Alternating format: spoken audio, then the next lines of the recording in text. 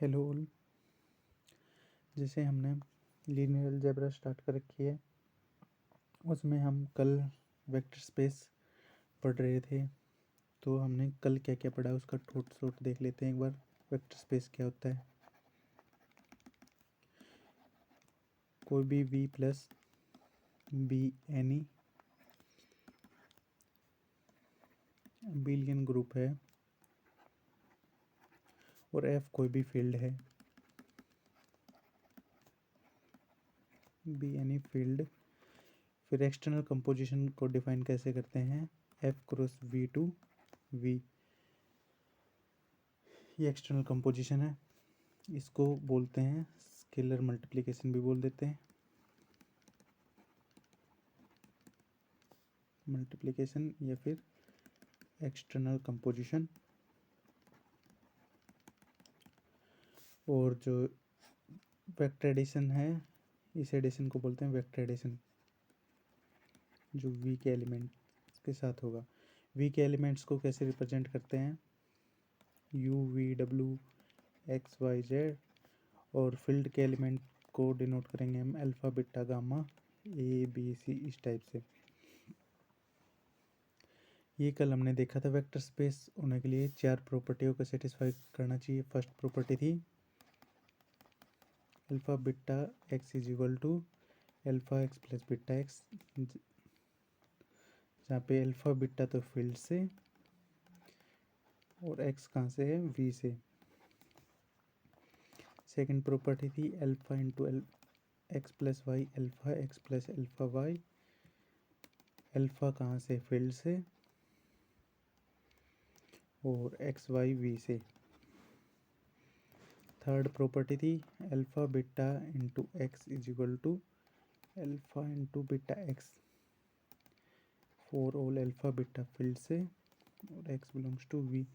और last property थी 1 into X is equal to क्या होना चाहिए? एक्स आना चाहिए। 1 कहाँ का एलिमेंट है? फील्ड का। और एक्स कहाँ से है? Vector space.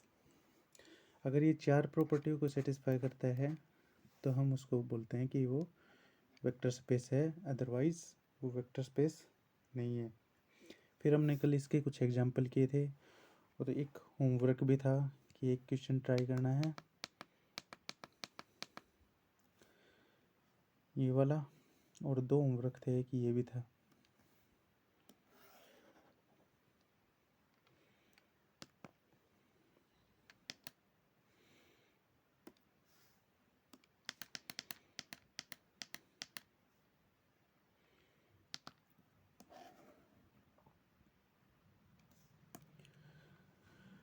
तो हमें प्रूव करना है कि प्रूव डेट वी एफ एक वेक्टर स्पेस है, जहाँ पे वी क्या दे रखा है इन्होंने? Power set of natural number, field Z2 की फील्ड है। और वेक्टर एडिशन को ऐसे नोट किया symmetric difference of A B. And ये क्या है? Scalar multiplication. इसको डिनोट किया है अल्फा, व्हेन अल्फा 0 होगा तो फाई, अदरवाइज ए। तो हमें क्या करना है? बस ये प्रूव करने के लिए 4 प्रॉपर्टीज को चेक करेंगे कि वेदर दे आर सेटिस्फाइड और नॉट। अगर चारों सेटिस्फाई करता है तो ये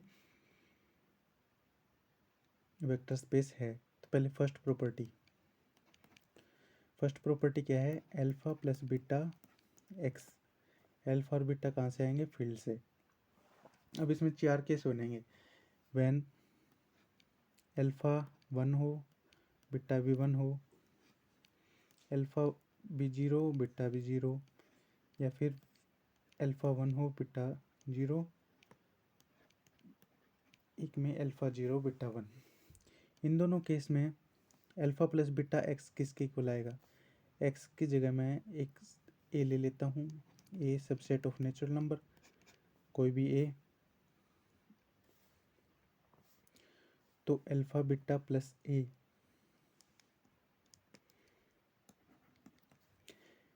अल्फा 1 और बीटा 1, तो क्या हो जाएगा? ये 2 इंटू ए। और 0 वाला केस में 0 ए। इन दोनों केस में क्या आएगा? 0 प्लस 1 1 ए। ये दोनों क्या हैं? फील्ड क्या है, Z2 की फील्ड है, तो 2 किसके इक्वल होता है, 0 के Z2 की फील्ड में। तो ये दोनों मिलके दे रहे हैं 0A, ये दे रहा है 1A। अब एक्सटर्नल कंपोजिशन क्या कहती है, अल्फा डॉट ए, अगर अल्फा 0 है तो क्या आएगा, इसका रिजल्ट 5, और जब अल्फा 1 है तो इसका रिजल्ट आएगा ए। यानी कि इन दोनों केसेस में आया 5 और इन दो केसेस में आया ए आंसर। एक्चुअली क्या आना चाहिए था, ये अल्फा ए प्लस बीटा है, इसकी वैल्यू चेक करते हैं। जब अल्फा 1 होगा तो क्या आएगा, 1 into A plus 1 into A, 1 into A, alpha 1 है, एक्सटर्नल कंपोजिशन क्या कहती है कि 1 अल्फा 1 है तो क्या आएगा ए प्लस ए प्लस ए। और वेक्टर एडिशन को कैसे करते हैं, वेक्टर एडिशन कैसे डिफाइन है, A plus B H A symmetric difference of B, A symmetric difference A का ए के साथ सिमेट्रिक डिफरेंस क्या आएगा 5, left hand side is equal to right hand side. जब दोनों में 0 0, अल्फा भी 0 और बीटा भी 0, तो क्या केस बनेगा, 0 into A plus 0 into A. Scalar multiplication कैसे डिफाइन है, जब अल्फा 0 है तो ए के साथ 5, यानी कि 5 प्लस 5, और वेक्टर एडिशन कैसे डिफाइन है, symmetric difference of 5 with 5, this will be 5, यानी कि बोथ केसेस में लेफ्ट हैंड साइड और राइट हैंड साइड दोनों में 5 आया। जब केस 1 और 0 0 1 है, इन दोनों केसेस में क्या आएगा, 1 डॉट ए प्लस 0 डॉट ए। जब अल्फा 1 है बीटा 0 है, या अल्फा 0 बीटा 1 है, तो दोनों केसेस में ऐसा ही आएगा। एक्सटर्नल कंपोजिशन 1 इंटू ए क्या आएगी ए, 0 इंटू ए क्या आएगा 5। वेक्टर एडिशन कैसे डिफाइन है, ए प्लस बी को कैसे ऐड करो, ए सिमेट्रिक डिफरेंस 5, तो ये क्या होगा, ए ही होगा। इनकी फर्स्ट प्रॉपर्टी सेटिस्फाई हो गई। इसी तरह हमने सेकंड प्रॉपर्टी चेक करनी है और फिर थर्ड प्रॉपर्टी चेक करनी है। तो सेकंड प्रॉपर्टी क्या है, से तो लिखा रहे नहीं देता,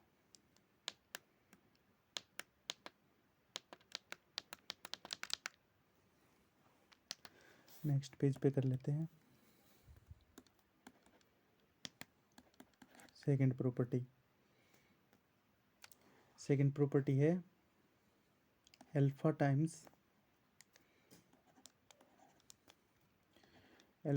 ए प्लस बी किसके इक्वल आना चाहिए, alpha A plus alpha B के।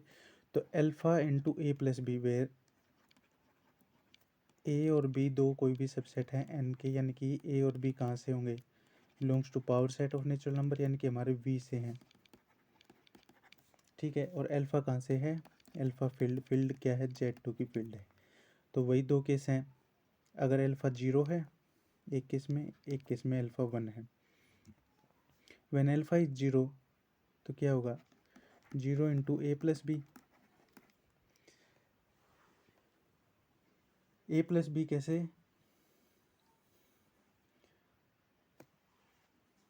हो गया, वेक्टर एडिशन कैसे डिफाइन की हमने, 0 डॉट ए और बी का सिमेट्रिक डिफरेंस। लेकिन एक्सटर्नल कंपोजिशन जब अल्फा 0 हो, 0 इंटू ए क्या आता है 5। जब अल्फा 1 होगा, in that case 1 into A plus B, यानी कि 1 dot A symmetric difference B, ये आ जाएगा ए सिमेट्रिक डिफरेंस बी। आना किसके इक्वल चाहिए, alpha A plus alpha B के इक्वल। इसको चेक कर लेते हैं। जब अल्फा 0 होगा उस केस में, when alpha is equal to 0, when alpha is equal to 0, इस केस में क्या होगा, 0 इंटू ए प्लस में 0 into B. External composition when alpha is 0 है तो क्या आएगा 5 प्लस 5, और सिमेट्रिक वेक्टर एडिशन डिफाइन है ए का सिमेट्रिक डिफरेंस बी के साथ, यानी कि 5। जब case 1 alpha is equal to 0 तो दोनों इक्वल आ गए। When alpha is equal to 1 है तो क्या होगा, 1 into A plus 1 into B. इस केस में ए प्लस 1 इंटू बी क्या आएगा, बी।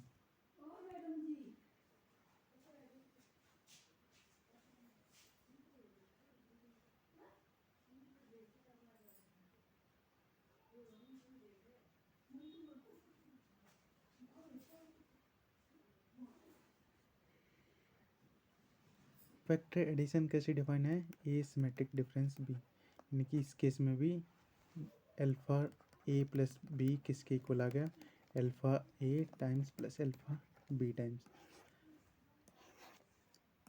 दोनों केसेस में इक्वल है, यानी कि सेकंड प्रॉपर्टी भी वेरीफाई होगी। थर्ड प्रॉपर्टी क्या है, अल्फा बीटा इंटू ए किसके इक्वल आना चाहिए, alpha into beta A, where alpha beta है फील्ड से और ए कहाँ से है, वी से। नाउ इसमें भी वही 4 केस बनेंगे, जब अल्फा बीटा क्या दोनों 1 1 हो, दोनों 0 हो, या फिर 0 1 या 1 0। जब 1 1 होगा तो इस केस में अल्फा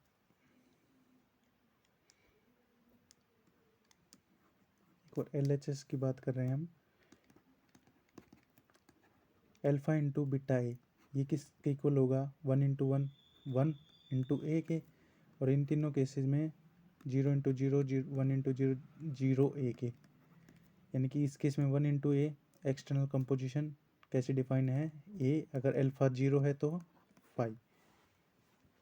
क्लियर। अब इस इन चारों केसों में RHS की बात करें, वहन अल्फा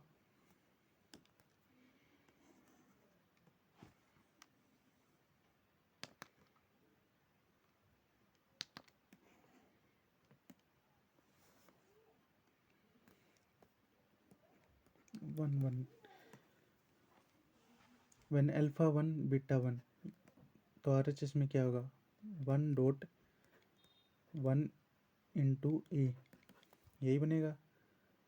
सेकंड में 0 into 0 dot A, third case 0 into 0 dot A 0 dot 1 dot A, और फोर्थ केस 1 डॉट 0 डॉट ए।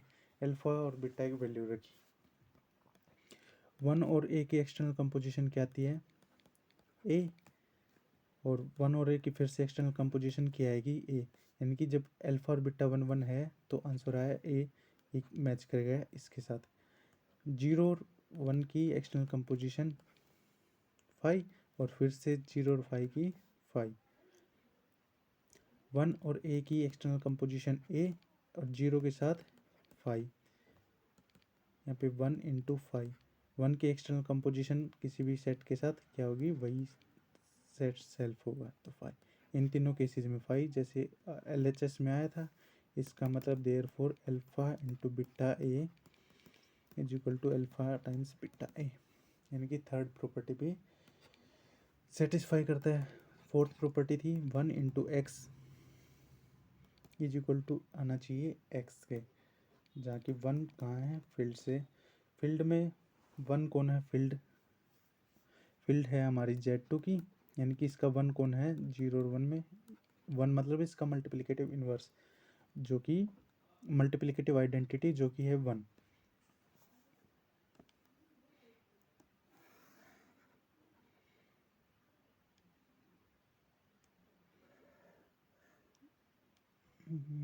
ये तो हो ही गया वैसे।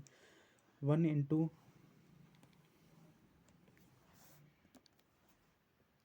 1 इंटू ए, एक्सटर्नल कंपोजिशन कैसे डिफाइंड है, ए, ये for all A belongs to V, ये भी सेटिस्फाई होगी क्योंकि एक्सटर्नल कंपोजिशन अल्फा अगर 1 है तो ए आएगा, यानी कि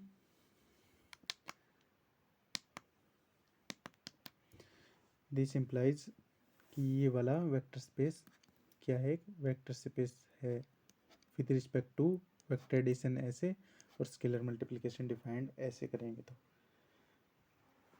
एक और क्वेश्चन था जो कि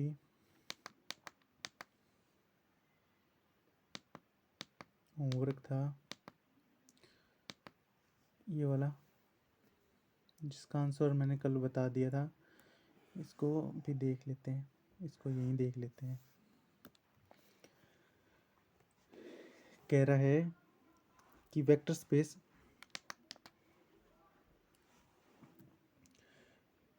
फील्ड है सी, वी इसके साथ वेक्टर स्पेस बनाता है। तो अगर कह रहे कि एक्सटर्नल कंपोजिशन को हम कैसे डिफाइन करें कि ये वेक्टर स्पेस बना रहे, तो ये ऑप्शन थे। इनमें चेक करते हैं कि जैसे कि ये वाली property A plus B times X किसके इक्वल आना चाहिए, A X plus B X, where A और बी फील्ड से होते हैं और एक्स फ्रॉम वी। तो फॉर ऑप्शन ए के लिए अगर एक्सटर्नल कंपोजिशन डिफाइन किए मोड ए से, तो A plus B external composition X, ये क्या आएगा, mod A plus B into X. क्या ये इसकी इक्वल है, जबकि A X plus B X क्या आएगा, mod of A X plus mod of B X, ये दोनों इक्वल नहीं है। तो ऑप्शन ए इनकरेक्ट हो गया। सिमिलरली ऑप्शन बी के लिए ए प्लस बी का कॉन्जुगेट आएगा यहाँ पे,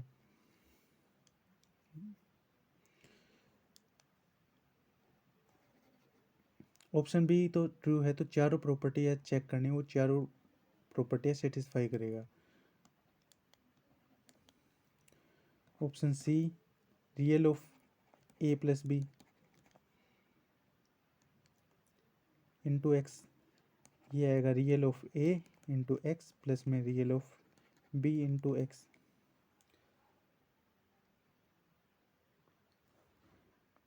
ये तो शायद प्रॉपर्टी सेटिस्फाई कर जाएगी, और इसमें कौन सी के चांस नहीं करेगी।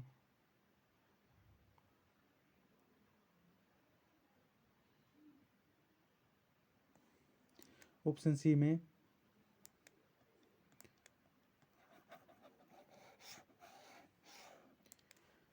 अगर हम ये चेक करें, A into X plus Y is equal to A X plus B Y,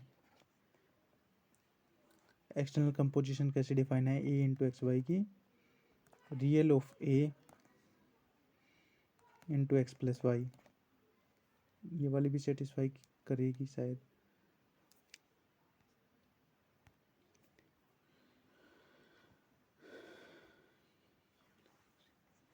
सी में थर्ड प्रॉपर्टी सेटिस्फाई नहीं होगी, अल्फा बीटा इंटू एक्स किसके इक्वल आएगा, real of alpha bit into X, जबकि अल्फा इंटू बीटा एक्स आएगा real part of beta into x, और इसकी alpha के साथ composition real of alpha real of beta into X, ये दोनों इक्वल नहीं है।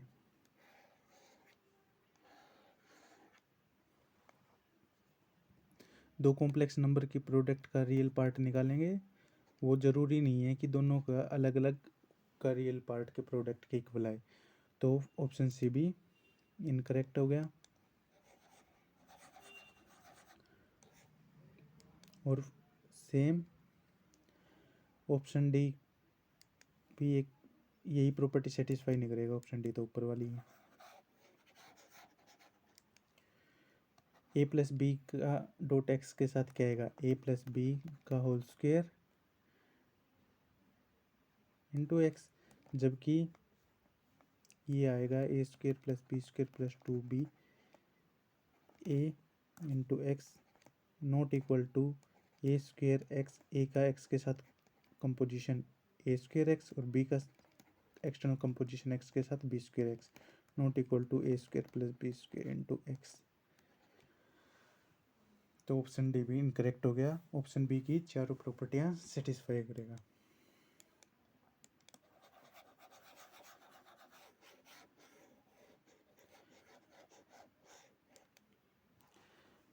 नेक्स्ट है फिर हमने पढ़ी थी सब स्पेस की डेफिनेशन।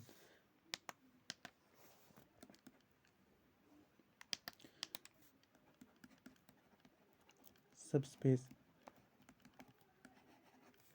V कोई भी वेक्टर स्पेस है ओवर F, देन कोई भी W है subset of V, non empty subset of V। इसको सब स्पेस कब बोलेंगे? जब W इटसेल्फ इज सब स्पेस, W भी खुद में एक वेक्टर स्पेस होगा with respect to same vector addition और scalar multiplication, with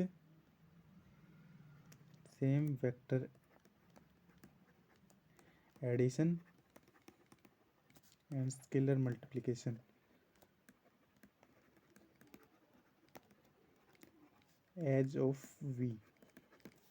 अगर W भी सेम वेक्टर एडिशन और मल्टीप्लिकेशन में वेक्टर स्पेस बनता है तो हम कहेंगे W V का सब स्पेस है। फिर इसके लिए हमने 1 स्टेप टेस्ट और 2 स्टेप टेस्ट पढ़े थे चेक करने के लिए कि W सब स्पेस है या नहीं है। 2 स्टेप टेस्ट क्या था? W के कोई भी 2 एलिमेंट लो, XY बिलोंग्स टू W, इन दोनों का वेक्टर एडिशन भी W में होना चाहिए और दूसरा स्केलर मल्टीप्लिकेशन भी W में होना चाहिए, तो हम कहेंगे कि W V का सब स्पेस है। और 1 स्टेप टेस्ट क्या था?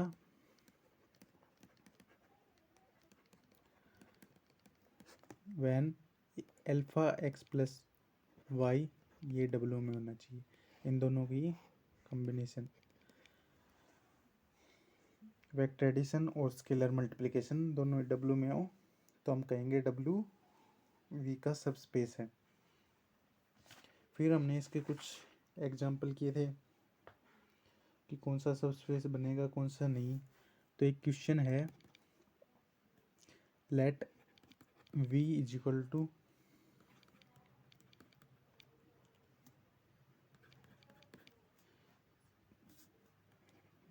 एंड W दे रखा है A belongs to V। V कोई वेक्टर स्पेस है, W डिफाइन है A theta is equal to A। Then क्या W V का सब स्पेस है या नहीं है? ट्रू या फॉल्स बताना है वेदर W सब स्पेस है या नहीं है। तो चलो चेक करते हैं। सब स्पेस चेक करने के लिए सबसे पहले बताया था कि उसमें पहले तो आइडेंटिटी एलिमेंट यानी कि 0 को चेक कर लो कि वो W में है या नहीं है। तो 0 तो है। यहाँ पे A थीटा क्या है? A थीटा है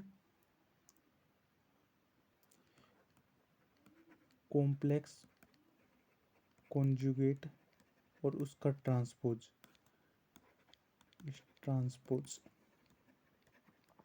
यानी कि A थीटा किसको डिनोट कर रहा है? मैट्रिक्स A का कॉन्जुगेट और उसका ट्रांसपोज को। A मैट्रिक्स कहाँ से आ रही है? वेक्टर स्पेस V से आ रही है। 3x3 मैट्रिक्स का है, फील्ड किसकी है? कॉम्प्लेक्स की फील्ड है। ठीक है, अब एज वी नोट 0 जो मैट्रिक्स होती है,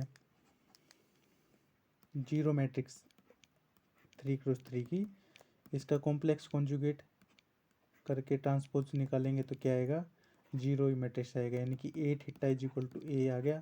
W की कंडीशन इसमें सेटिस्फाई हो गई इस वजह से, यानी कि 0 तो बिलोंग्स टू W है, यानी कि W non empty. First case satisfy कर गया। अब 1 स्टेप टेस्ट लगाते हैं W पे, या 2 स्टेप टेस्ट या 1 स्टेप टेस्ट, देखते हैं कौन सा फेल करता है। 2 स्टेप टेस्ट में कोई भी 2 एलिमेंट लो W के, लेट कोई भी V के एलिमेंट लो, let A B belongs to W। कोई भी 2 W के एलिमेंट ले लिए, इसका मतलब A theta is equal to A है and B theta is equal to B। W में जाने की कंडीशन यही है, उसका ट्रांसपोज कॉन्जुगेट उसी मैट्रिक्स के इक्वल होना चाहिए, तो वो W में है। तो हमने माना है A और B दोनों W में है। इसका मतलब है कि A theta is equal to A है और B theta is equal to B है। तो फर्स्ट हमें चेक करना है क्या A plus B B W में होगा। ए प्लस बी डब्ल्यू में कब जाएगा, जब ए प्लस बी थीटा किसकी इक्वल आ जाए, ए प्लस बी के, तभी जाएगा डब्ल्यू में। नाउ चेक करते हैं ए प्लस बी थीटा किसके इक्वल आएगा, ए थीटा प्लस बी थीटा, और ए थीटा किसके इक्वल है, ए की, बी थीटा किसके इक्वल है, बी के। एडिशन में ट्रांसपोज कॉन्जुगेट को हम अलग अलग कर सकते हैं, इसलिए किया है। मल्टीप्लिकेशन में कैसे आता है ए बी थीटा, कैसे होता है बी थीटा ए थीटा, लेकिन एडिशन में थीटा सेपरेट हो सकते हैं डायरेक्टली। तो ये आ गया ए प्लस बी के, यानी कि ए प्लस बी का theta transpose conjugate A plus B के इक्वल आ गया, यानी कि ए प्लस बी डब्ल्यू में। फर्स्ट कंडीशन तो सेटिस्फाई हो गई। सेकंड कंडीशन क्या है, अल्फा कोई भी एलिमेंट लो फील्ड से, alpha belongs to field, alpha A कहाँ जाना चाहिए, अल्फा ए जाना चाहिए डब्ल्यू में। यानी कि अल्फा ए डब्ल्यू में कब जाएगा, डब्ल्यू में कैसे कोई भी मैट्रिक्स कब जाएगी, जब उसका ट्रांसपोज कॉन्जुगेट किस में हो, उसी के इक्वल हो। अगर ऐसा आता है तो हम कहेंगे डब्ल्यू का अल्फा ए डब्ल्यू में है। तो चेक करते हैं अल्फा ए थीटा किसके इक्वल आएगा, कोई भी स्केलर का कॉन्जुगेट बार हो क्या आएगा, ऊपर थीटा लगा हुआ है तो कोई भी स्केलर मल्टीप्लिकेशन है तो उसका कॉन्जुगेट बार आएगा। This not equal to alpha A, ये किसके इक्वल आया, alpha theta A not equal to alpha A तो डब्ल्यू में है, यानी कि ए थीटा तो ए के इक्वल है, लेकिन alpha conjugate is not equal to alpha. इसका मतलब ये सेकंड कंडीशन को सेटिस्फाई नहीं कर पाया, तो डब्ल्यू इसका सबस्पेस नहीं है, ये इक्वेशन होगी फॉल्स। अब कुछ और एग्जांपल करते हैं, चेक करना है हमें कि डब्ल्यू आर के सबस्पेस हैं या नहीं है। वेक्टर स्पेस ले लिया V is equal to R M cross N over R. M cross N की इसमें क्या है, एम क्रॉस एन की मैट्रिक्स हैं, A I J M cross N की मैट्रिक्स हैं, और फील्ड क्या है, रियल नंबर की फील्ड है। तो हमें फर्स्ट चेक करना है W1,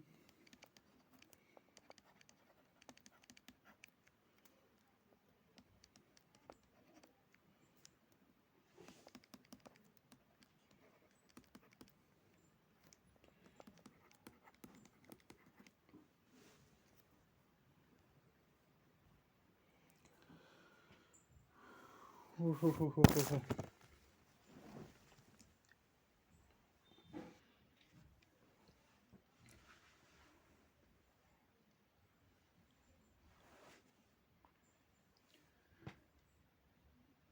तो हमें चेक करना है कि ये सब स्पेस है या नहीं है।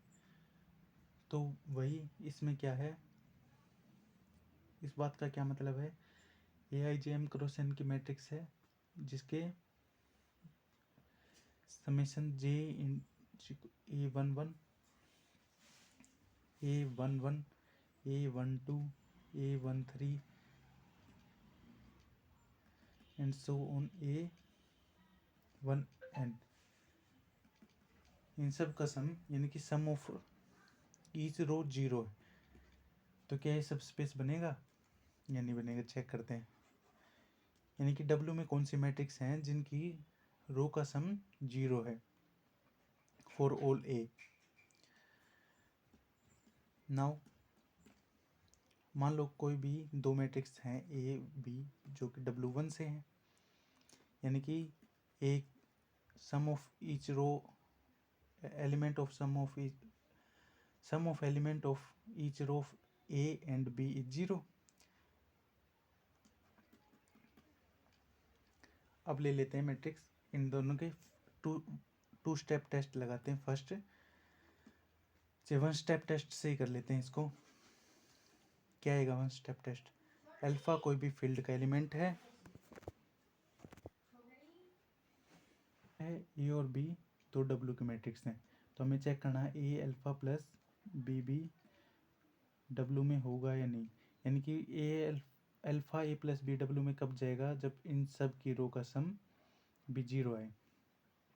तो whether it will be subspace और नॉट, हाँ ये सबस्पेस होगा, क्योंकि लेट मान लो कि ए डब्ल्यू में है, इसका मतलब क्या है, summation J is equal to 1 to N A I J is equal to 0, and B B W में है, यानी कि summation J is equal to 1 to N B I J, इन सब का भी sum of each row of B zero और A B zero. ठीक है, अल्फा ए प्लस बी, इस मैट्रिक्स का रो का एलिमेंट्स का सम कैसा दिखेगा, alpha into J is equal to 1 to A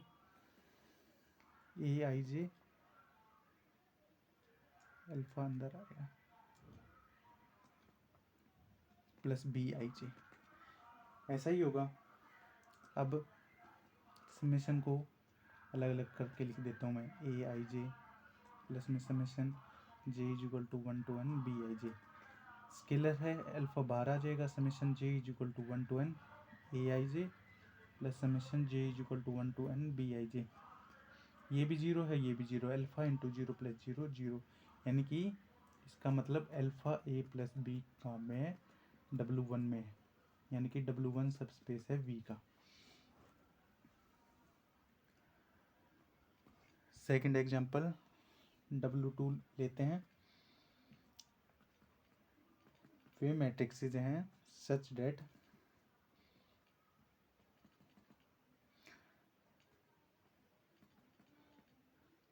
some of elements of row zero है सभी का, और कॉलम का भी सम जीरो है,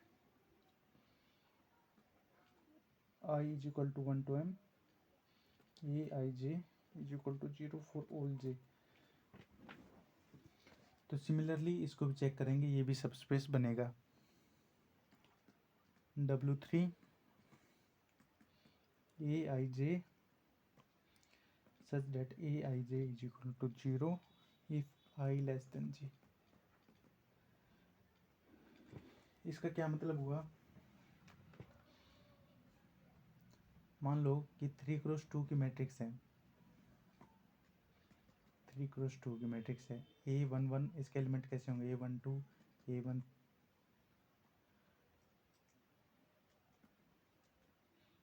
A21 A22 A31 A32, ऐसी एलिमेंट दिखेगी। अगर कह रहा है कि एलिमेंट जीरो है अगर आई जो है लेस देन जे, आई कौन सा एलिमेंट होगा, ये वाला ए आई जी में फर्स्ट वाला, अगर जे से लेस है यानी कि इस A12 यहाँ पे 1 2 से लेस है, यानी कि ये एलिमेंट जीरो होगा A12।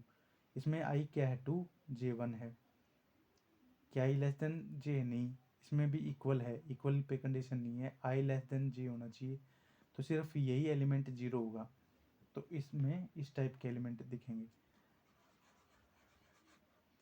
और generally A M cross N की मैट्रिक्स बनाऊं तो A12 आगे के सभी एलिमेंट जीरो, क्योंकि A12 जे आई जो है लेस देन 1 होगा, A11 A21 A22 आगे के जीरो, यानी कि स्क्वेयर ट्रायंगुलर मैट्रिक्स टाइप के एलिमेंट होंगे इसमें।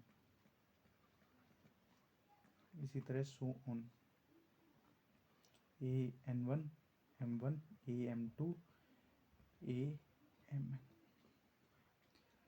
यानी कि ट्रायंगल मैट्रिक्स बनेगी। क्या ये सब स्पेस बनाएगी, लोअर ट्रायंगल मैट्रिक्स ये भी सब स्पेस बनाएगी, क्योंकि कोई भी दो मैट्रिक्स लोगे लोअर ट्रायंगल, उनका लीनियर कॉम्बिनेशन भी उसी में होगा, अल्फा टाइम्स ऐड करके भी करोगे तो भी मैट्रिक्स सेम रहेगी, लोअर ट्रायंगल रहेगी, यानी कि W3 में ही होगी, तो ये भी सब स्पेस बनेगा। नेक्स्ट है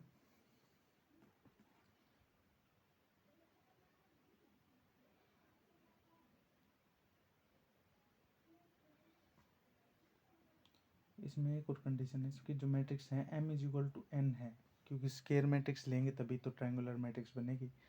W4 is equal to A such that A transpose is equal to A।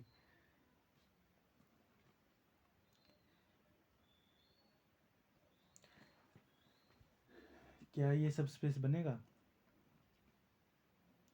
हमने अभी एग्जाम्पल किया जिसमें कि कॉम्प्लेक्स की फील्ड पे था, तो ए थीटा इज इक्वल टू ए, ये वाला तो सब स्पेस नहीं बना था। उसमें कौन सी प्रॉपर्टी सेटिस्फाई नहीं हो रही थी? स्केलर प्रोडक्ट वाली, अल्फा इंटू ए का कॉन्जुगेट ले रहे थे तो अल्फा कॉन्जुगेट इंटू ए थीटा आ रहा था। लेकिन जब फील्ड ही रियल की फील्ड है, ऑन रियल की फील्ड पे, तो ये वेक्टर स्पेस बन जाएगा।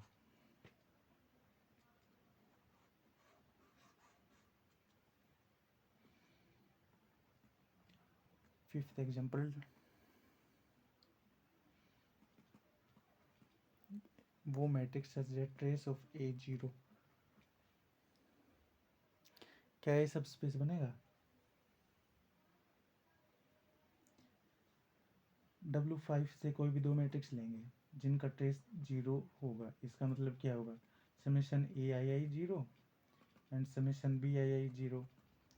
Alpha times A plus B first step test लगाएंगे, अल्फा इंटू समेशन, इसका इसका ट्रेस निकालते हैं। ट्रेस ऑफ दिस मैट्रिक्स क्या आएगा? Alpha A I I plus B I I, similar method है जो हमने पहले भी किया है ऐसा। समेशन बी आई आई, ये भी जीरो ये भी जीरो, यानी कि alpha zero plus zero is equal to zero. इसका मतलब trace of alpha A plus B zero आया, इसका मतलब अल्फा ए प्लस बी कहाँ गई? W5 में, यानी कि W5 सब स्पेस है V का।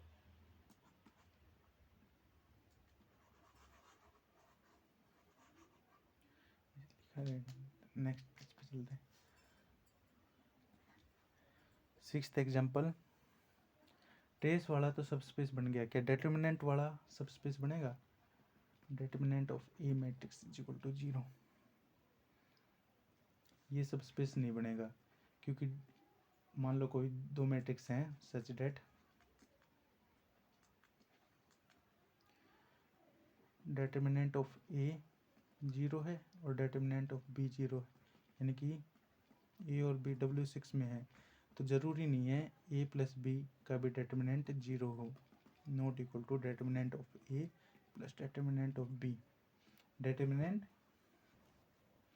एडिशन में लीनियर नहीं होता, प्रोडक्ट में होता है। Determinant of A B is equal to determinant of A into determinant of B होता है। ये बात याद रखनी है। ट्रेस के साथ तो ये वेक्टर स्पेस बनाता है, लेकिन डिटरमिनेंट के साथ नहीं बनाता, क्योंकि trace of A plus B तो क्या होता है? Trace of A plus trace of B, but determinant of A plus B not equal to determinant of A plus determinant of B. Next है A transpose is equal to minus A.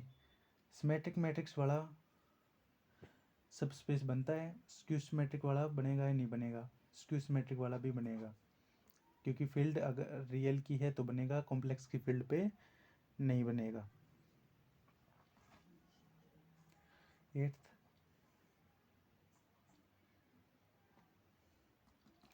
W5 union W7। W5 क्या था? Trace zero हो, यानी कि वो matrix such that जिनका trace zero हो और स्क्यू सिमेट्रिक भी हो। A transpose equal to minus A, क्या ये सब स्पेस बनेगा? ये भी सब स्पेस बन जाएगा, क्योंकि ट्रेस भी लीनियर प्रॉपर्टी है और ट्रांसपोज वाली भी सब स्पेस बनाती है।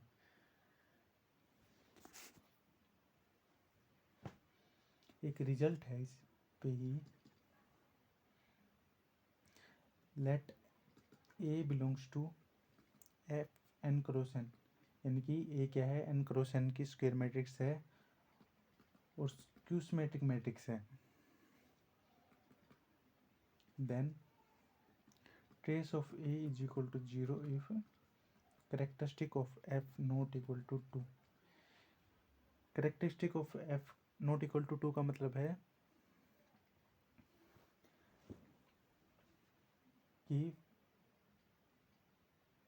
उसकी फील्ड की जो कार्डिनलिटी है वो 2 की सम प्राइम पावर में नहीं होनी चाहिए। फॉर एग्जाम्पल ऐसा क्यों है?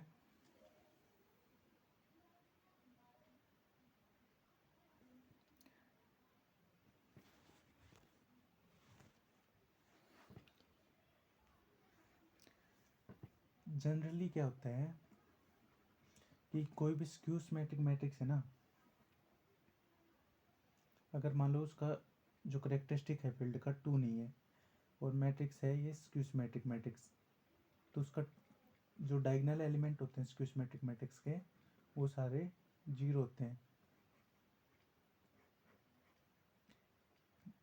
तो ट्रेस तो 0 आएगा ही। बट अगर करेक्टरिस्टिक 2 है और वो स्क्यू सिमेट्रिक मैट्रिक्स है तो ज़रूरी नहीं है कि सारे डायगोनल एलिमेंट 0 हों। फॉर एग्जांपल के तौर पे मान लो कि ए मैट्रिक्स है 1 1 1 1 और जो फील्ड है मैं ले रहा हूँ Z2 × 2 की, तो ए क्या सिमेट्रिक भी है और स्क्यू सिमेट्रिक भी।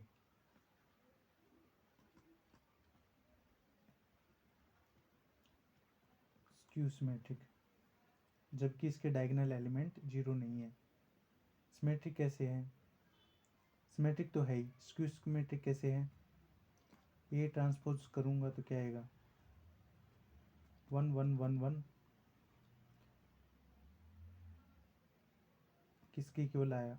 ए transpose is equal to minus A को लिखूँगा 1 1 1 1, इसको -1 -1 -1 -1। जब Z2 की फील्ड होती है 0 और 1 यानी कि -1 और 1 तो एक ही होते हैं, सेम ही होते हैं -1 और -1, यानी कि A transpose is equal to -a आ गया, यानी कि स्क्यू सिमेट्रिक भी है। तो ज़रूरी नहीं है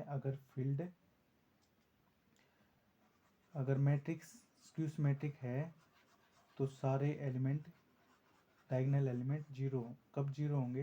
अगर उसका characteristic of F equal to not equal to 2 है तो। हाँ, लेकिन उसका ट्रेस 0 ज़रूर मिलेगा। इसके लिए हिंट है, स्क्यू सिमेट्रिक मैट्रिक्स है A is equal to -a/ji। Skew symmetric की डेफिनेशन है ना ये कि aij is equal to minus of aji transpose के नेगेटिव के इक्वल है। If i is equal to j हुआ यानी कि डायगोनल एलिमेंट पे क्या होगा ai is equal to -aii। This implies 2 of aii is equal to 0। This is equal to aii must be 0 for all i। कब 0 होगा? अगर ये करेक्टरिस्टिक 2 नहीं है तो। इसका मतलब ट्रेस ऑफ ए बी क्या आएगा 0 आएगा। उसको एग्जाम्पल के तौर पे लिख लेते हैं स्टार लगा के 1 1 1 1 belongs to Z2 × 2, then A is symmetric as well as skew symmetric।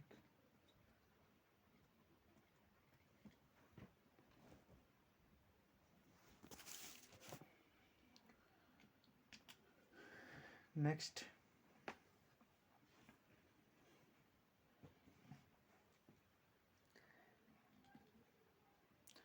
W कोई भी सबसेट है किसी, ये चेक करना है कि सबस्पेस है या नहीं। किसका सबसेट है? C4 × 4 और देन W इधर सबस्पेस है या नहीं, ट्रू या फॉल्स। ये कर चुके हैं हम अभी।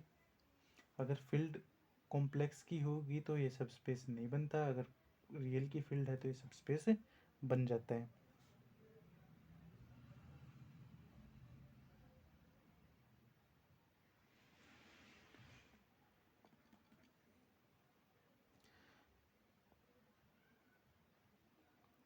इसके लिए एक रिजल्ट लिख लेते हैं। कोई भी मैट्रिक्स है कॉम्प्लेक्स की एंड स्क्यू हर्मिशन मैट्रिक्स है। ट्रांसपोज के कॉन्जुगेट वाले मैट्रिक्स को हर्मिशन मैट्रिक्स बोल देते हैं।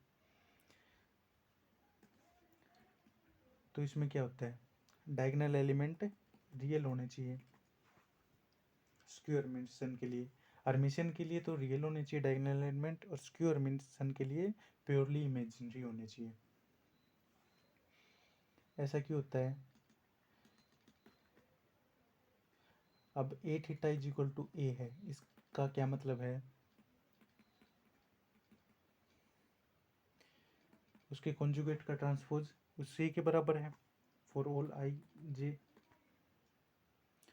डायगोनल एलिमेंट पे बात करें, phi is equal to J, then क्या होगा, ए आई आई का conjugate is equal to A I I, यानी कि किसी का कॉन्जुगेट उसी के बराबर है, यानी कि वो क्या होता है, प्योरली रियल नंबर होता है।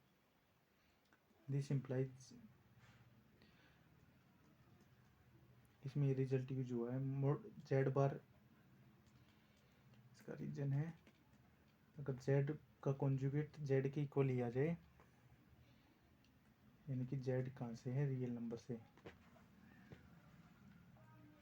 सिमिलरली अगर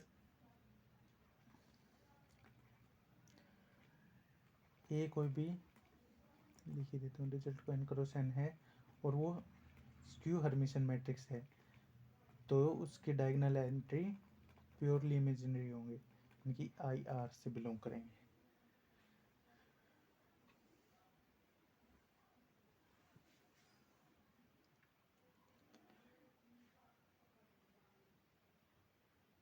अब कुछ और एग्जांपल हैं, चेक करना है कि सबस्पेस है या नहीं। विच ऑफ द फॉलोइंग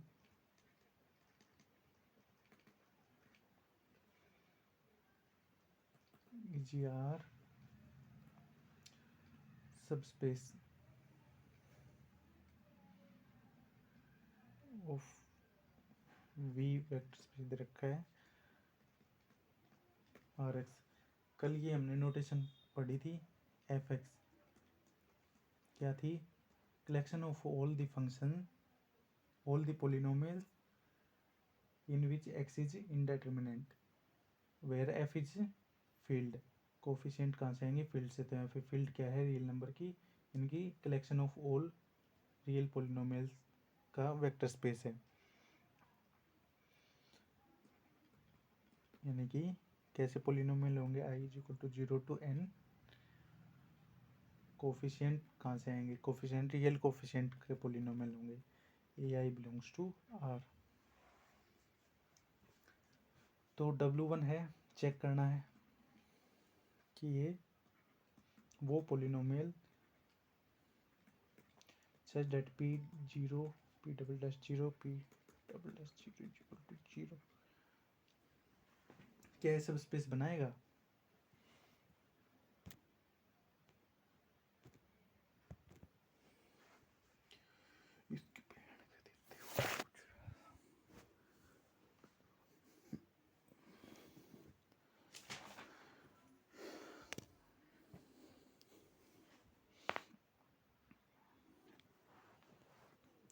तो पहले तो चेक करते हैं 0 W1 में है या नहीं। एज 0 पोलिनोमियल तो W1 में होगा ही, बिलोंग्स टू W1, यानी कि W1 इज नॉन एम्प्टी। अब वन स्टेप टेस्ट लगाते हैं। लेट कोई भी दो पोलिनोमियल लेते हैं W1 से, PX और QX बिलोंग्स टू W1, और कोई भी alpha belongs to R। Alpha कहाँ से है, रियल नंबर से, फील्ड से है। तो क्या होना चाहिए, अल्फ़ा PX प्लस में QX, यही चेक करेंगे कि हम W1 में है या नहीं। W1 की कंडीशन क्या है कि P ऑफ 0 भी 0 होना चाहिए, P डैश 0 भी 0 होना चाहिए, और P डबल डैश भी 0 ही होना चाहिए। तो पहले तो निकालते हैं इस एट 0 पे, alpha P of 0 plus Q of 0। Since P और PX एंड QX W1 में है, यानी कि P ऑफ 0 और Q ऑफ 0 क्या आएगा, दोनों 0 ही आएगा।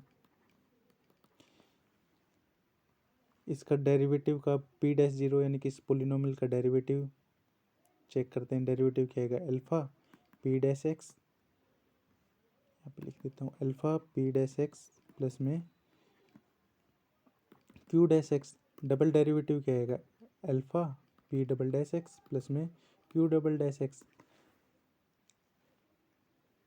अब पी और एक्स तो पी एक्स और क्यू एक्स तो दोनों पोलिनोमियल W1 से हैं, यानी कि पी डैश जीरो भी जीरो और क्यू डैश जीरो भी जीरो और P double dash at zero भी zero, Q double dash at zero पे भी जीरो। इसका मतलब क्या हुआ, alpha P X plus Q x कहाँ है, W1 में, यानी कि W1 इसका सब स्पेस है। नेक्स्ट है W2, way polynomial such that P0 और P1 दोनों क्या हो, एट P0 और P1 पे वैल्यू इक्वल हो। तो क्या ये सब स्पेस है, तो वही दो सब स्पेस लेते हैं। पहले तो जीरो पोलिनोमियल चेक करते हैं, W2 में है नहीं, है 0 2 W2 में, यानी कि W2 is non empty. Now दो पोलिनोमियल ए पी एक्स और Q X belongs to W2। इसका मतलब क्या है, P at zero is equal to P at one and Q at zero is equal to Q at one. और alpha कोई भी real number है। अब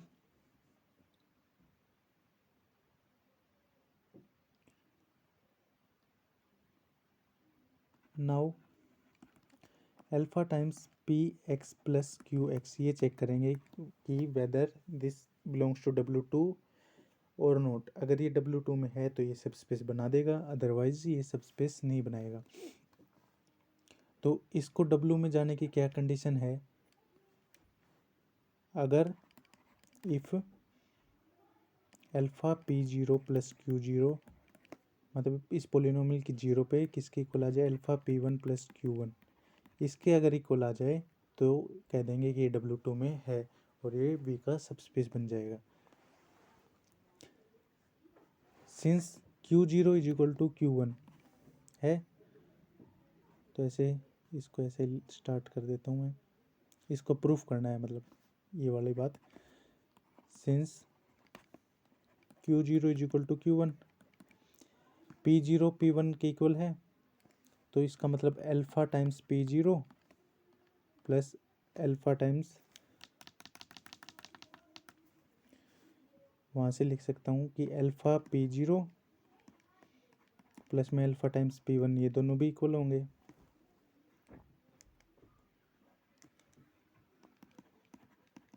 अब इनकी लेफ्ट हैंड साइड और राइट हैंड साइड दोनों को ऐड कर दो, Q0 plus alpha P0 is equal to Q1 plus alpha P1। तो ये प्रूफ हो गया, यानी कि this implies alpha PX plus में QX बिलोंग्स टू W2, यानी कि ये सब स्पेस है, W2 इज सब स्पेस ऑफ V। थर्ड है W3, वे polynomial such that D by D X of P X equal to integration 0 to x P T D T.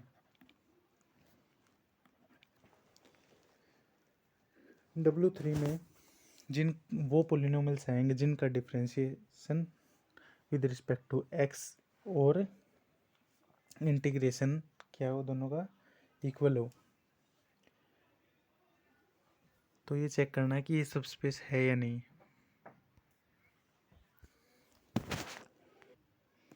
अब W में किस तरह के पोलिनोमियल आएंगे, मान लो कि कोई पोलिनोमियल Px है n डिग्री का, an x n plus an minus one X की power n minus one so on a1 x plus में ए नोट। W3 की कंडीशन है कि उसका डेरिवेटिव और इंटीग्रेशन दोनों इक्वल होना चाहिए। तो इसका डेरिवेटिव क्या आएगा, n a n x raise to power n minus one plus n-1 into an-1 x n-2 and so on x, और कांस्टेंट टर्म तो 0 हो जाएगी। और इसका इंटीग्रेशन करेंगे तो क्या आएगा, an x raise to power n+1 divide by n+1 plus में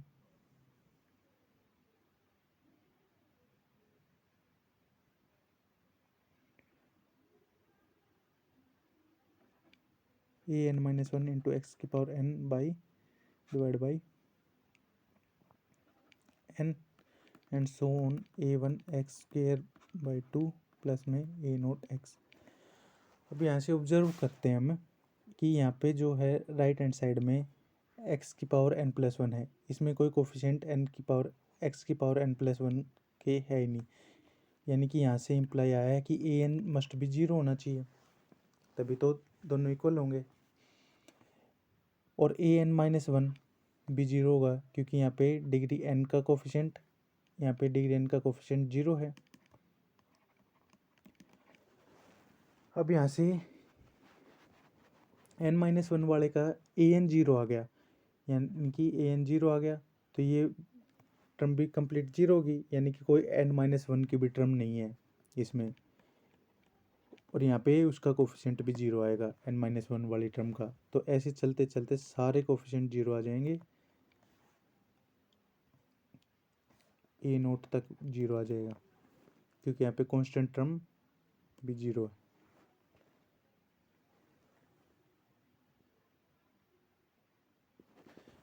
फिर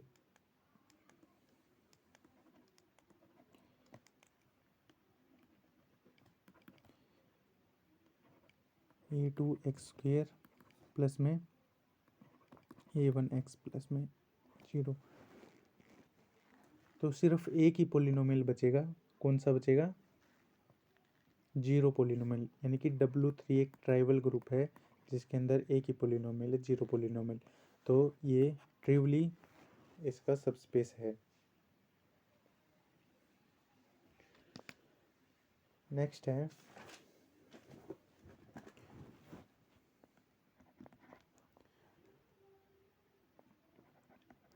W4 is equal to px a polynomial such that degree of x is equal to 3।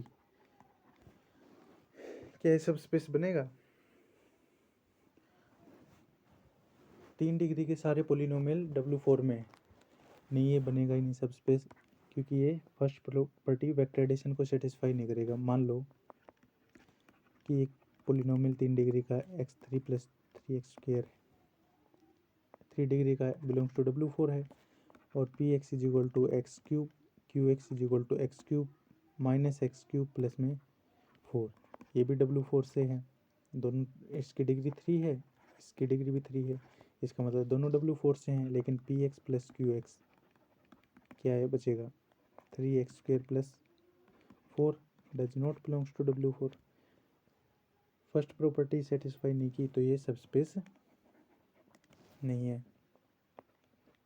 Next है, क्या ये सब स्पेस बन जाएगा, px is equal to degree of px less than equal to 3, ये सब स्पेस बन जाएगा।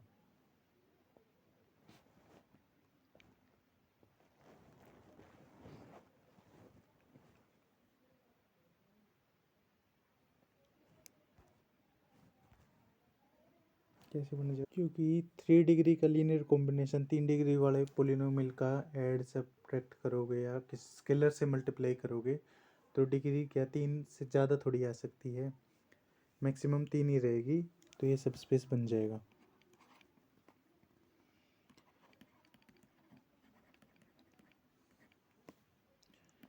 px is equal to p of 1 minus x, क्या ये सब स्पेस बनेगा, ये वाला W6?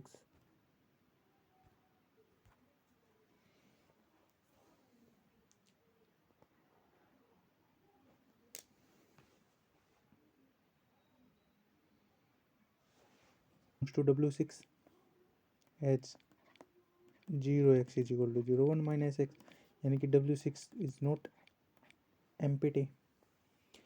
अब नाउ कोई भी दो पोलिनोमियल लेते हैं P X comma Q X belongs to W6। इसका मतलब क्या है, W6 में तो P of into 1 minus X ये भी इक्वल होगा, क्यू एक्स किसके इक्वल होगा, Q ऑफ 1 माइनस एक्स। अब हमें चेक करना है कि कोई भी alpha into P X plus Q x क्या W6 में जाएगा या नहीं जाएगा। तो लेट मान लो H X is equal to alpha P X plus Q X. अब हमें चेक करना है कि एच एक्स जो है W6 में जाएगा या नहीं जाएगा। ये जाएगा कब, when H X is equal to H of 1 minus X. अगर ऐसा हुआ तो देन एच एक्स कहाँ जाएगा, W6 में जाएगा। तो चेक करते हैं एच ऑफ 1 माइनस एक्स किसके इक्वल आएगा, alpha P of 1 minus x, x की जगह 1 माइनस एक्स से रिप्लेस कर दो, ठीक है। पी 1 माइनस एक्स किसके इक्वल है, पी एक्स के, क्योंकि पी एक्स और क्यू एक्स दोनों W6 में हैं।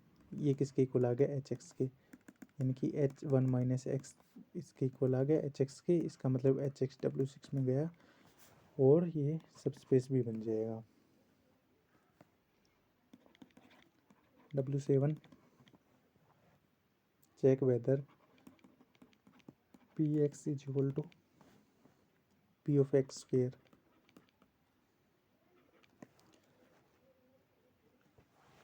क्या ये सब स्पेस बनेगा, इसके अंदर कैसे पोलिनोमियल आएंगे,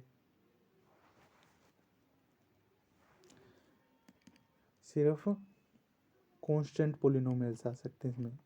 सी such that C belongs to R X. तो ये क्या सब स्पेस बनेगा, क्योंकि कोई भी एक्स की पावर आई तो उसका square X is not equal to X square. तो सिर्फ इसमें कांस्टेंट पोलिनोमियल आ सकते हैं। तो कांस्टेंट पोलिनोमियल सब स्पेस बना ही देंगे कि कोई भी दो P X is equal to मान लो C1 Q X is equal to C2, constant का C1 प्लस C2 भी कांस्टेंट ही रहेगा। और अल्फ़ा कोई भी रियल नंबर से मल्टीप्लाई कर दोगे अल्फ़ा C1 तो भी कांस्टेंट को मल्टीप्लाई किसी भी रियल नंबर से करेंगे तो वो कांस्टेंट ही रहेगा। तो ये भी वेक्टर स्पेस सब स्पेस बन जाएगा वेक्टर स्पेस का। 8 है W8 W5 इंटरसेक्शन W6। क्या ये सब स्पेस बनेगा, W5 क्या है, वो पोलिनोमियल जिनकी डिग्री 3 या 3 से कम है, लेस देन और equal to 3 and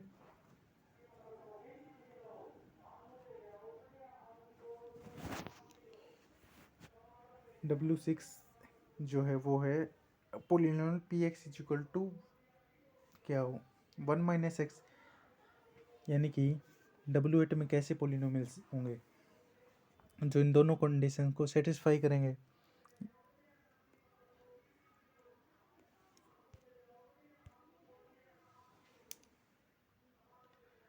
P x कोई भी 3 डिग्री का मैक्सिमम 3 है ना, A X cube plus B X square plus C X plus D general ऐसा दिखेगा। और पी 1 माइनस एक्स क्या ऐसा होगा, ए इंटू 1 माइनस एक्स का क्यूब प्लस में बी इंटू 1 माइनस एक्स का होल स्क्वेयर प्लस सी into 1 minus X plus D.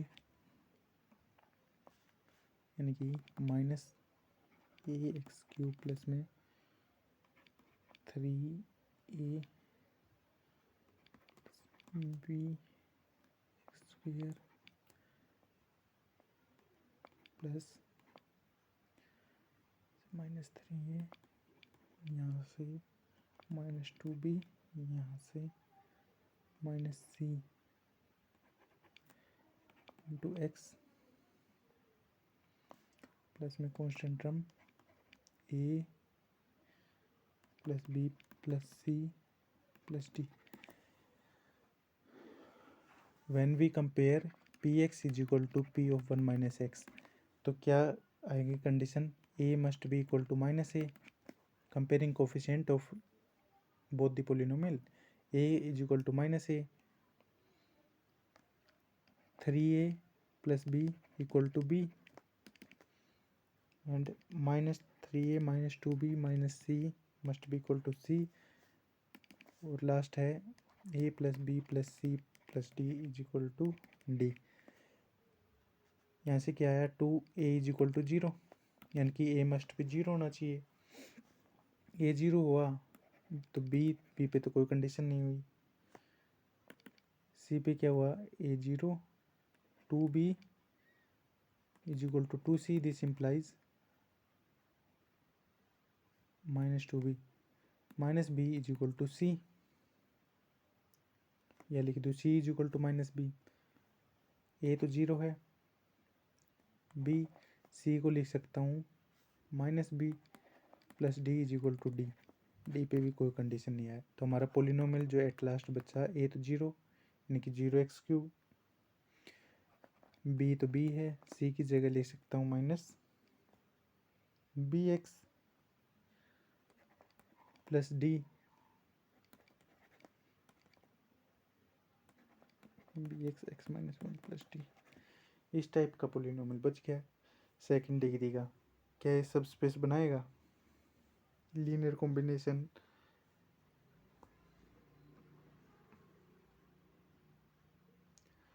Degree 2 और लेस देन 2 ही आएगी इसकी आंसर में, तो ये भी सब स्पेस बन जाएगा, यानी कि W8 भी सब स्पेस होगा।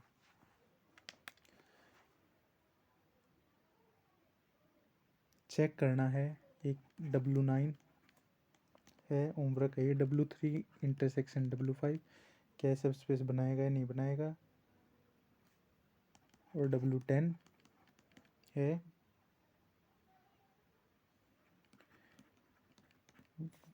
Px such that Px is equal to Px square और P0 is equal to 1। W11 W4 intersection W6, ये तीनों चेक करने हैं अपने आप सेल्फ। इनके आंसर बता दूं, ये बनेगा W9 सब स्पेस, W10 नहीं बनेगा और W11 भी नहीं बनेगा।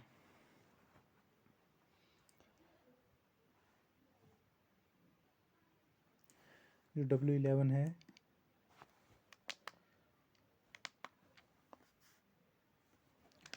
W4 एंड W6 का इंटरसेक्शन है, तो इसमें डिग्री 3 होनी चाहिए, और Px is equal to 1 minus Px is equal to P of 1 minus X आया, लेकिन जब हमने निकाला Px is equal to P of 1 minus X करते हैं तो पोलिनोमियल ही 2 डिग्री का बचता है, यानी कि ये वाला तो फाई ही होगा, और फाई सब स्पेस है ही नहीं।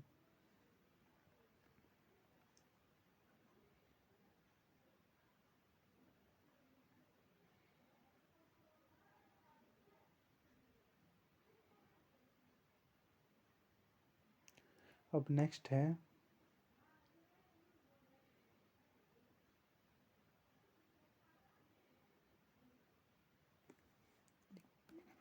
एक और सब स्पेस W, ये भी है W12 लिख लो, चाहिए नेक्स्ट ऐसे हेडिंग डाल लो।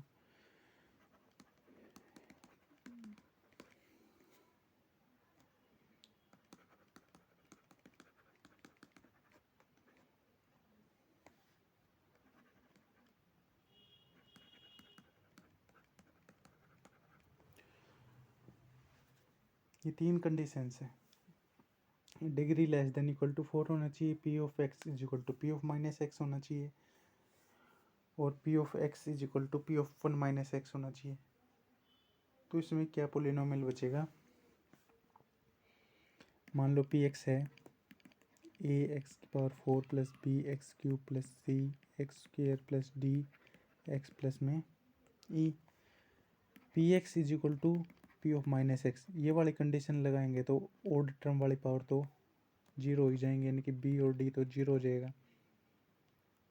तो पोलिनोमियल हमारा बचा ax की पावर 4 प्लस में सी एक्स स्क्वेयर प्लस में ई।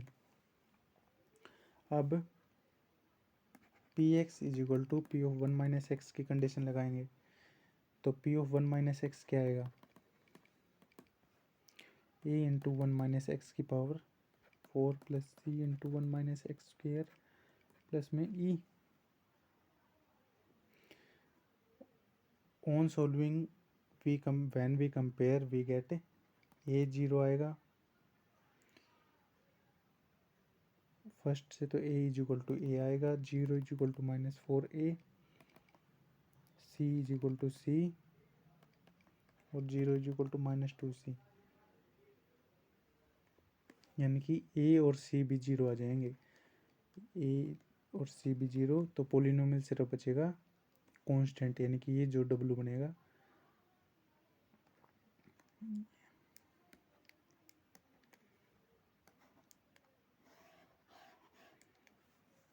यहाँ से आ जाएगा ए और सी 0, दिस इम्प्लाई, तो जो डब्लू बचेगा वो बचेगा कांस्टेंट, और ये भी सब स्पेस होता ही हमने देखा है। नेक्स्ट है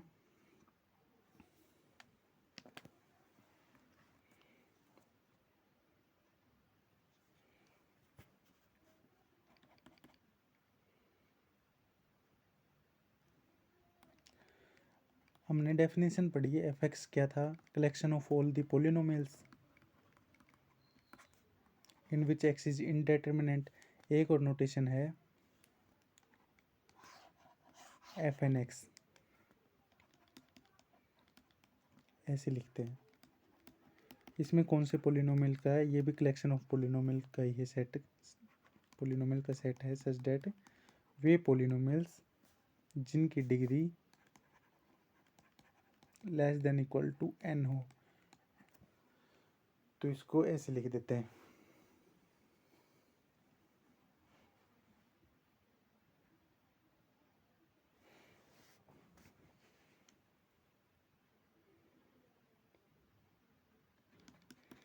नेक्स्ट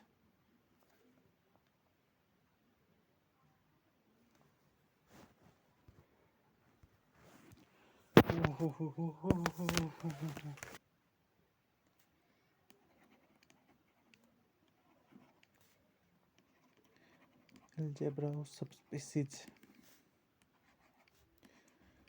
ये सिमिलर ग्रुप की सिमिलर है, जैसे आर्बिट्रेरी इंटरसेक्शन ऑफ सब ग्रुप इज अगेन ए सब ग्रुप होता है, वैसे ही इसमें है आर्बिट्रेरी इंटरसेक्शन ऑफ सब स्पेसीज इज ए सब स्पेस।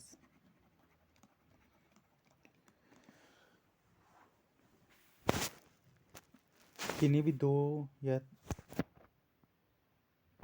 ज़्यादा सब स्पेस का इंटरसेक्शन लेंगे, आर्बिट्रेरी इंटरसेक्शन लेंगे, तो वो भी क्या बनाएगा, सब स्पेस बनाएगा। जैसे ग्रुप में यूनियन सब ग्रुप नहीं बनाती, वैसे ही इसमें भी यूनियन ऑफ टू सब स्पेसीज इज अगेन ए सब space if and only if, कब होगी, one of them is contained in other.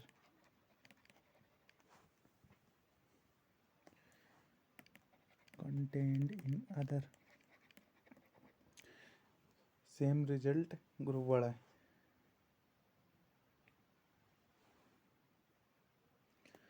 कि किन्हीं भी दो सब ग्रुप का यूनियन सब ग्रुप कब होती है, जब या तो मान लो के और एल दो कोई भी सब ग्रुप हैं जी के, तो इन दोनों की यूनियन कब सब ग्रुप बनती है, जब आइदर के कंटेंड इन एल हो या फिर एल के में हो। तो इसी तरह सिमिलरली यही बात सब स्पेस पे भी लागू। मान लो यू और वी कोई, यू और डब्ल्यू कोई भी सब स्पेस हैं वी के, तो यू इंटरसेक्शन डब्ल्यू तो सब स्पेस बनेगा। आर्बिट्रेरी इंटरसेक्शन ऑफ सब स्पेसिस अगेन ए सब space, but you union W सब स्पेस कब बनेगा, only when, if and only if U either U contained in W और W contained in U, तभी ये सब स्पेस बनेगा, अदरवाइज ये यूनियन ऑफ टू सब स्पेस नेवर ए सब स्पेस.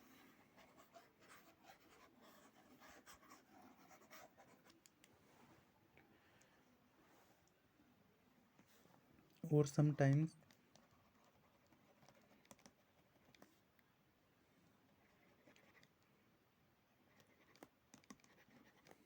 कई बार ये भी कह देते हैं कि दो कंपेरेबल होंगे तो ही सब स्पेस बनेगा. कंपेरेबल का मतलब either one of them contained in other.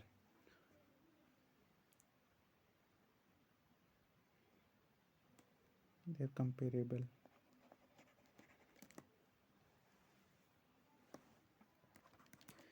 A vector space cannot be union of its two proper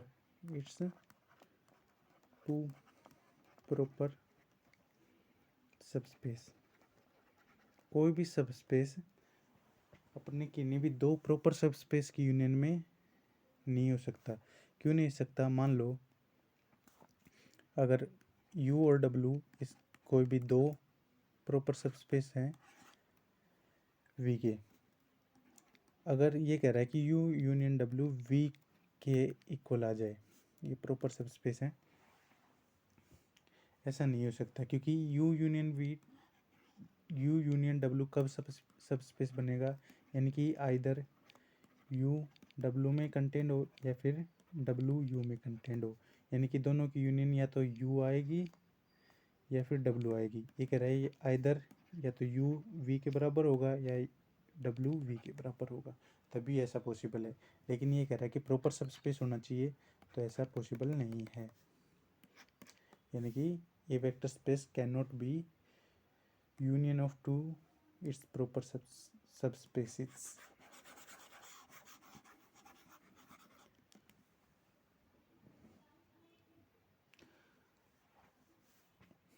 तो क्वेश्चन हो आ जाए, it is possible, is it possible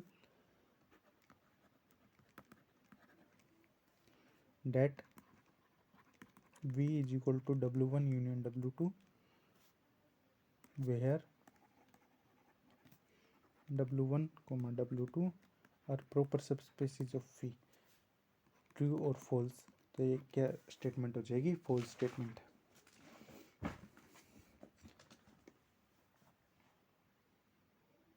next है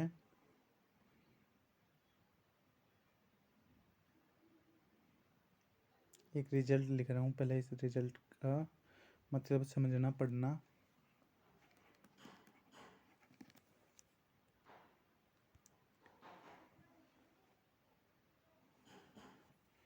मम्मी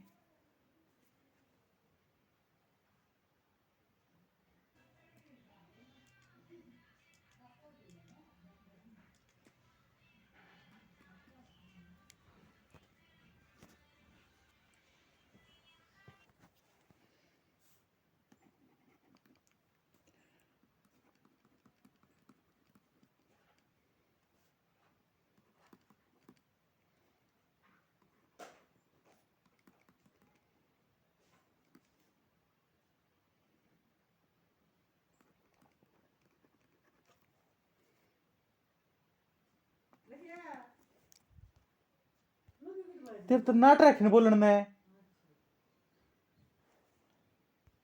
लखिया लख.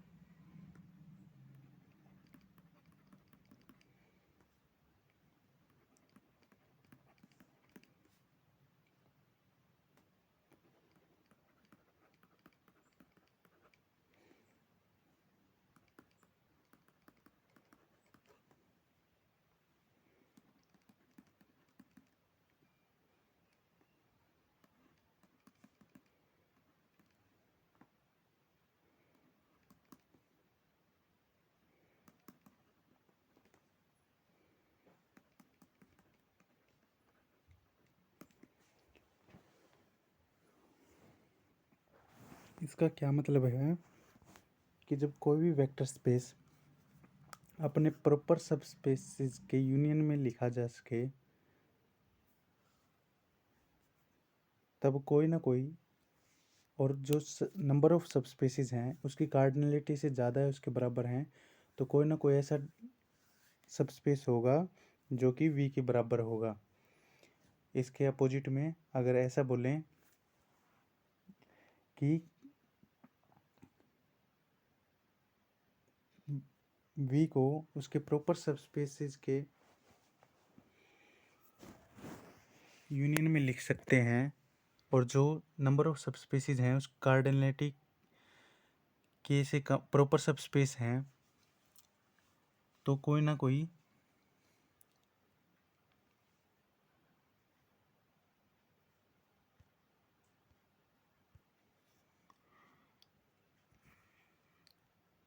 कार्डिनलिटी ऑफ एफ उस के से कम हो गया। के क्या है? नंबर ऑफ सब स्पेसिस। इसका मतलब है किसी वेक्टर स्पेस को उसके प्रॉपर सब स्पेस की यूनियन में तभी लिख सकते हैं जब नंबर ऑफ सब स्पेसिस फील्ड की कार्डिनलिटी से ज़्यादा हो, और कोई ना कोई ऐसा सब स्पेस मिलेगा जो उसके, अगर प्रॉपर सब स्पेस हैं सारे तो फील्ड की कार्डिनलिटी से ज़्यादा होगा, यूनियन में लिख दिया। अगर फील्ड की कार्डिनलिटी से कम में हमने सब स्पेसिस में लिख दिया वी को यूनियन में, तो कोई ना कोई ऐसा सब स्पेस होगा जो कि वी के इक्वल होगा। दोनों स्टेटमेंट्स का ये मतलब है। ये स्टेटमेंट्स, ये वाली स्टेटमेंट कहती है अगर वी को कार्डिनलिटी ऑफ एफ के है और वी को उससे कम नंबर ऑफ सब स्पेसिस में लिख दिया, तो कोई ना कोई ऐसा वी होगा जो उसके इक्वल होगा। और इसके सिमिलरली इक्विवेलेंटली स्टेटमेंट ये है, अगर वी को हम किसी न किसी प्रॉपर सब स्पेसिस के यूनियन में लिखते हैं तो पक्का ही पक्का कार्डिनलिटी ऑफ एफ उसके नंबर ऑफ सब स्पेसिस से ज़्यादा होगी, कम होगी। Cardinality of F number of सब स्पेसिस से कम होगी।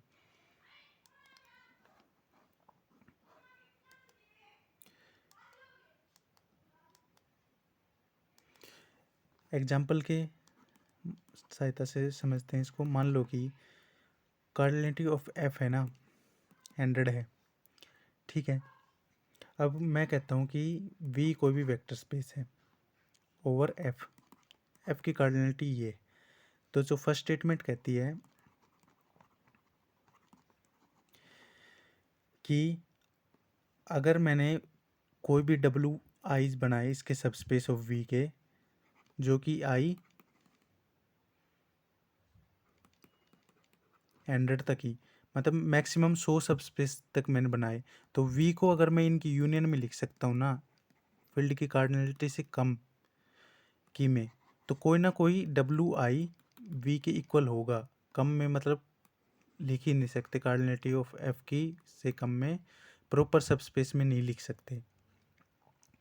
और अगर हमने लिख दिया एक प्रॉपर सब स्पेस में डब्ल्यू आई को, यानी कि जो नंबर ऑफ सब स्पेसिस होंगे वो कार्डिनलिटी से ज़्यादा होने चाहिए फिर, यानी कि I must be greater than equal to greater than 100 अगर W I proper subspace है वी के। तो ये स्टेटमेंट का मतलब है।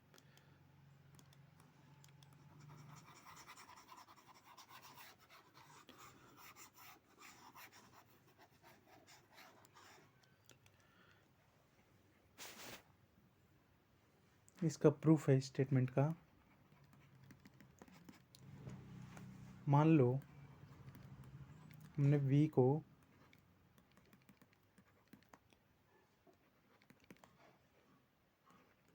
के सब स्पेसिस की यूनियन में लिखा है, W1 W2 W के तक, और के क्या है? Less than equal to field की कार्डिनलिटी है। तो कम में लिखा है फील्ड की कार्डिनलिटी से, कोई ना कोई ऐसा WI मिलेगा जो कि VI के इक्वल होगा। तो पहले मान लेते हैं कि कोई भी WI V के इक्वल नहीं है फॉर एनी I। देन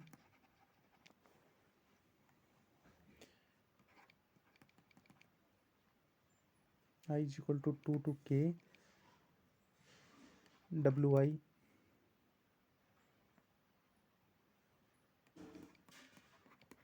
इस लाइन का क्या मतलब है? अगर ऐसा हुआ तो क्या होगा, मान लो कि 2 to K WI contained in W1 में कंटेन हुई तो यूनियन क्या आएगी, सभी की W1 ही आ जाएगी, और यानी कि V बराबर W1 आ जाएगा। लेकिन हम क्या मान के चले हैं, कोई भी V WI के इक्वल नहीं है। ये क्लियर? अब नेक्स्ट, अब मानते हैं कि लेट W1 भी इनकी यूनियन में कंटेन नहीं करता। यूनियन ऑफ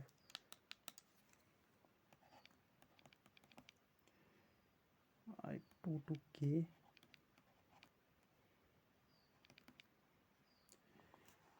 ये हम मान रहे हैं, ऐसा लेट कर रहे हैं। इसका मतलब W1 इसमें कंटेन नहीं है तो कोई ना कोई एक ऐसा एलिमेंट W1 में होगा। देन देयर मस्ट एग्जिस्ट जो कि then there must exist x belongs to W1 such that x इस यूनियन में नहीं है 2 to K WI। सिमिलरली ये भी यूनियन भी W1 में कंटेंट नहीं है तो कोई ना कोई there exist y belongs to इस यूनियन में ऐसा एलिमेंट होगा सच डेट कि y W1 में नहीं होगा। क्लियर यहाँ तक? अब करते हैं हम कंसीडर, एक सेट कंसीडर कर रहा हूँ AX plus Y such that A belongs to F।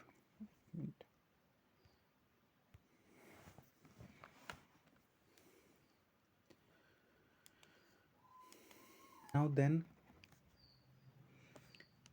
S intersection W1 is equal to 5। S और W1 में कोई भी एलिमेंट कॉमन नहीं होगा, क्योंकि अगर ऐसा हुआ तो क्या होगा, मान लो AX प्लस वाई W1 में है और देन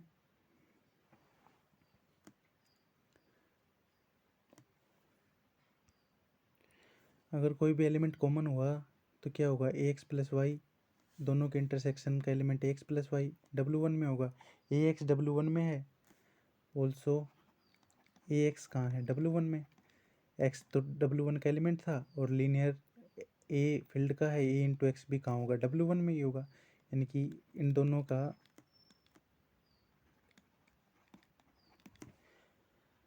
वेक्टर एडिशन भी W1 में होगा। This implies y belongs to W1। लेकिन ऐसा तो हम लेके चले थे कि y तो W1 में है ही नहीं, तो ये आ गई कॉन्ट्राडिक्शन। यानी कि S इंटरसेक्शन W1 फाई है, S और W1 में कोई भी एलिमेंट कॉमन नहीं है। दस S किसका सबसेट हो गया, बाकी की जो यूनियन का उसमें कंटेंट करेगा।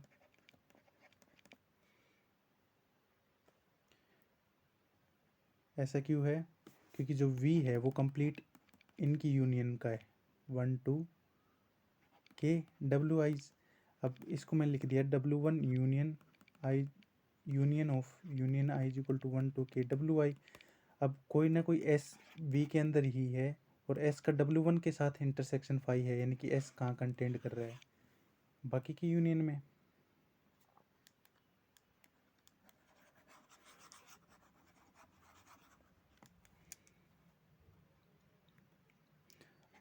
एंड कार्डिनलिटी ऑफ F क्या है, ग्रेटर देन K, ये तो हम लेके चले हैं। और बट कार्डिनलिटी ऑफ S की कार्डिनलिटी किसके इक्वल है, कार्डिनलिटी ऑफ F, क्योंकि जितने फील्ड के एलिमेंट उतनी कार्डिनलिटी ऑफ S के इक्वल होगी।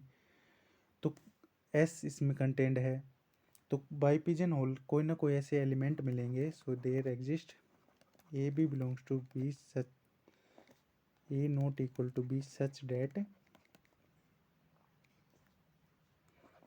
ax plus y और bx plus y belongs to W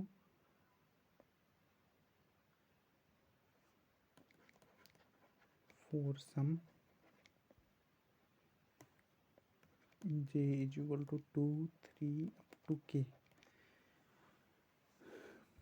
अब s की कार्डिनलिटी f के बराबर है और f की कार्डिनलिटी k से ज़्यादा है, यानी कि कोई ना कोई दो एलिमेंट ऐसे होंगे जो किसी सेम w में होंगे, wj।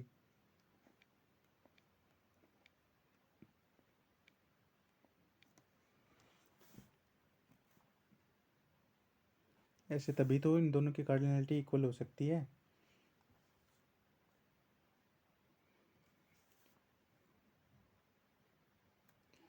यानी कि wj में है ये दोनों एलिमेंट, तो इनका linear combination bx plus Y, दोनों के सब्ट्रैक्शन भी कहाँ होगी, a माइनस बी एक्स, ये भी w1 में होगी। इसका मतलब क्या हुआ, bx तो w1 में है ही, यानी कि wj में होगा, सॉरी ये दोनों का लीनियर कॉम्बिनेशन भी wj में होगा। इसका मतलब क्या है, x belongs to wj, x ही wj में होगा, तभी तो यह है, क्योंकि as a not equal to b है, ए और बी इक्वल नहीं है तो जीरो नहीं हो सकते, ये तो फील्ड का एलिमेंट है, और x कहाँ होगा wj में, तभी ये जाएगा wj में। As A not equal to B, यानी कि a माइनस बी जीरो की इक्वल तो है नहीं, नॉट इक्वल टू जीरो। इसका मतलब क्या हुआ, x कहाँ गया, यूनियन में गया, i is equal to 2 to k wi की, लेकिन हम लेके क्या चले थे कि x इस यूनियन में नहीं है, तो यहाँ पे भी कॉन्ट्राडिक्शन आ गई। इसका मतलब w1 कहाँ है, कंटेंट कर रहा है इस यूनियन में, तो इसका मतलब v किसके बराबर आ गया, इस यूनियन के बराबर आ गया। अब सिमिलरली हम ये तो w1 के लिए किया है, अब आगे ये k तक है, हम किसी न किसी for similarly for i is equal to 2 3 up to k minus 1 तक करेंगे, तो किसी न किसी एक सब स्पेस के इसको इक्वल होना पड़ेगा। तो hence the result of this theorem.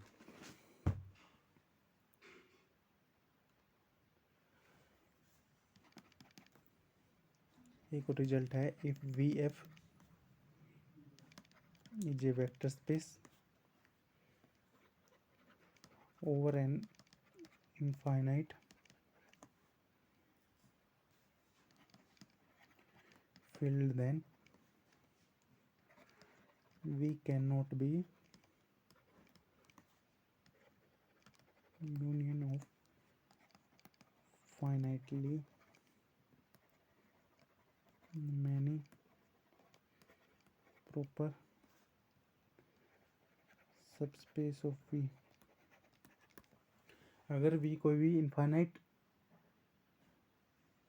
Field के ऊपर है, कोई भी वेक्टर स्पेस है जिसकी फील्ड इनफाइनाइट है, तो उसको हम फाइनाइटली मैनी प्रॉपर सबस्पेस के यूनियन में नहीं लिख सकते। इसकी क्रोलरी लगा लो ऊपर वाले स्टेटमेंट की, अगर इनफाइनाइट फील्ड है तो कम से कम इनफाइनाइट सबस्पेस चाहिए, इनफाइनाइटली मैनी सबस्पेस चाहिए उसको यूनियन में लिखने के लिए, प्रॉपर सबस्पेस की यूनियन में लिखने के लिए फील्ड की कार्डिनलिटी से ज़्यादा चाहिए होते हैं सबस्पेस। एक क्वेश्चन है, let V R be a vector space, then it is possible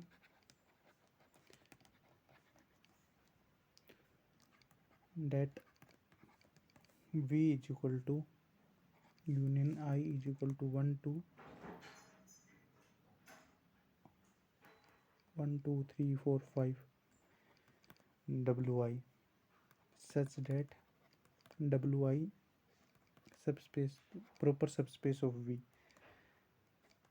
I is equal to 1 to 1 lakh 3 4 5 आगे चाहिए 10 करोड़ कर लो, कितना भी कर लो, ट्रू या फॉल्स। तो क्या स्टेटमेंट हो जाएगी? फॉल्स, क्योंकि फील्ड इनफाइनाइट है तो मिनिमम इनफाइनाइट प्रॉपर सबस्पेस चाहिए लिखने के लिए। तो आज के लिए बस इतना ही। एक होमवर्क है HW,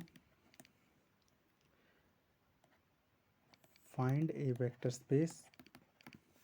एक वेक्टर स्पेस फाइंड करना है जो सच डेट कि जिसको हम 3 वेक्टर स्पेस सबस्पेस की इंटरसेक्शन में लिख सकते हैं, वो भी प्रॉपर सबस्पेस की इंटरसेक्शन में। तो लेक्चर को यहीं पे एंड करते हैं। अब नेक्स्ट लेक्चर में हम linear combinations, linear spam, basis dimension of vector space, ये सब पढ़ेंगे। Thanks for watching.